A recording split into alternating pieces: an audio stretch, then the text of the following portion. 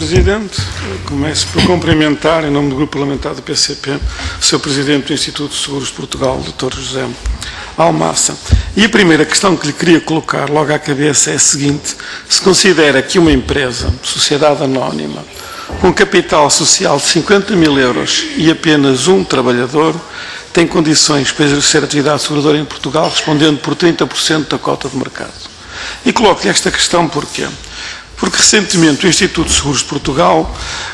deu luz verde à compra de 80% da Caixa de Seguros pelo grupo chinês Fosun. Esta aquisição será feita através da Long Run Portugal. Esta empresa, a Long Run, foi constituída no dia 13 de fevereiro de 2014, isto é, já depois do Governo ter escolhido em janeiro a Fosun para a privatização da Caixa de Seguros. E é esta empresa que tem um trabalhador, capital social de 50 mil euros. E a pergunta que lhe coloco é como é que esta empresa surge, depois da promessa de venda da Caixa de Seguros, como é que aparece envolvida neste negócio, qual o papel desta empresa? Isso suscita-nos muitas dúvidas, ver que a Caixa de Seguros, que responde por 30% do mercado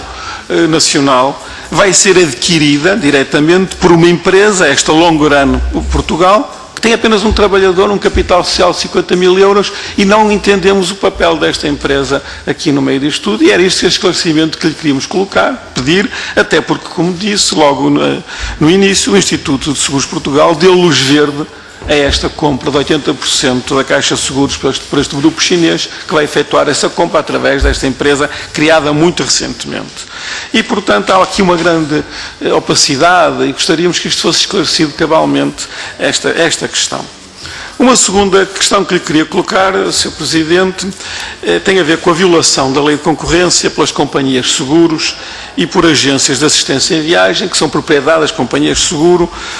com abuso de posição económica dominante e abuso de posição de dependência económica, relativamente ou contra micro e pequenas empresas do setor automóvel, nomeadamente oficinas de reparação automóvel. E este abuso traduz-se ou manifesta-se na imposição, na negociação das reparações por acidentes rodoviários, também, por exemplo, no uso de peças de substituição não de origem, etc. E também este abuso contra empresas de serviço de reboque e desempanagem, que se manifestam no estabelecimento de preços dos serviços que não têm em conta a evolução dos preços de combustível, a imposição de GPS controladas pelas agências, etc. E a minha pergunta, e com certeza saberá que há imensas queixas destas pequenas empresas deste setor relativamente aos abusos das companhias de seguro, nomeadamente as grandes companhias de seguro, e a pergunta é: o que é que o Instituto de Seguros de Portugal fez ou vai fazer, que intervenção é a sua nesta área para impedir estes abusos de posição dominante por parte das agências de seguro relativamente a inúmeras micro e pequenas empresas do ramo automóvel? Também relativamente a esta questão, ainda mantendo neste tema, a seguinte questão: as seguradoras podem pagar diretamente ao lesado em sinistros automóveis a indemnização decorrente desse sinistro. E, neste caso, não há lugar à liquidação do IVA. A informação que nós vamos recebendo e que temos no Grupo Parlamentar do PCP é que algumas companhias de seguro têm procurado pagar diretamente as indemnizações aos lesados, poupando dessa forma o valor do IVA. Mas se o lesado utilizar depois o valor de indemnização para fazer ele próprio a reparação numa oficina, obviamente vai ter que liquidar IVA e vai ter que o pagar do seu bolso. E, portanto, a questão que lhe queríamos colocar é: qual é a posição do Instituto de Seguros de Portugal sobre esta matéria? Se considera que esta atuação de algumas companhias de seguro, de acordo com os relatos que nos chegam, é legítima, por um lado, tentando pagar as indemnizações diretamente aos lesados, poupando no IVA, e se depois não for feita uma reparação, portanto é o Estado que é lesado, ou se for feita a reparação, é o lesado que vai ter que pôr no seu bolso o IVA, e a companhia de seguro faz uma poupança que nós consideramos ilegítima. Gostávamos de saber qual é a posição do Instituto de Seguros de Portugal, se tem conhecimento destas matérias, se lhe chegaram queixas, como chegaram a nós, e o que é que fez sobre estas matérias. Uma outra questão relativamente à aferição dos planos de contingência das seguradoras, que é obrigatório por lei, mas que até há pouco tempo o Instituto de Seguros de Portugal não aferia, do seu cumprimento ou viabilidade operacional. E a propósito disto, quero colocar uma questão concreta. E a questão é a seguinte: qual é o ponto da situação relativamente à reestruturação da seguradora CARES, que até há pouco tempo do Grupo Caixa Seguros, que andou a transferir funções abrangidas pelo contrato coletivo de trabalho do ramo segurador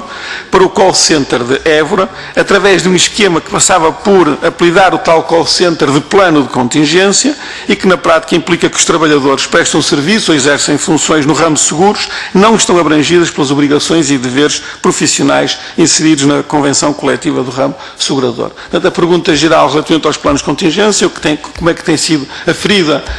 do ponto de vista da viabilidade operacional de cumprimento desses planos de contingência, e depois esta questão concreta desta seguradora e deste expediente encontrado por esta seguradora que eu acabei de escrever. E, por fim, uma questão mais geral: quais os critérios que o Instituto de Seguros de Portugal usa para assegurar que uma companhia de seguros pode ter atividade em Portugal?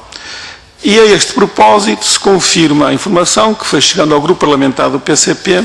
que há em Portugal companhias de seguros que praticamente não têm no seu quadro trabalhadores e que recorrem sistematicamente a empresas de trabalho temporário, prestação de serviço, para executar as tarefas que deveriam caber a esses trabalhadores. Ou seja, companhias de seguro, quando vamos analisar o número de trabalhadores que estão no seu quadro, praticamente não existem, são muito reduzidos, mas que depois exercem a sua atividade através de contratos de empresas de prestação de serviço, ou seja, recorrem ao trabalho temporário. E gostaríamos, neste contexto, de saber quais são os critérios que o Instituto de Seguros de Portugal usa para assegurar que estas companhias de seguros podem ter atividades em Portugal, e se considera esta atuação e esta situação normal, e se ela defende, digamos, é legítima no setor, e se vai também de encontro àquilo que são os direitos dos trabalhadores que trabalham neste ramo. Muito obrigado.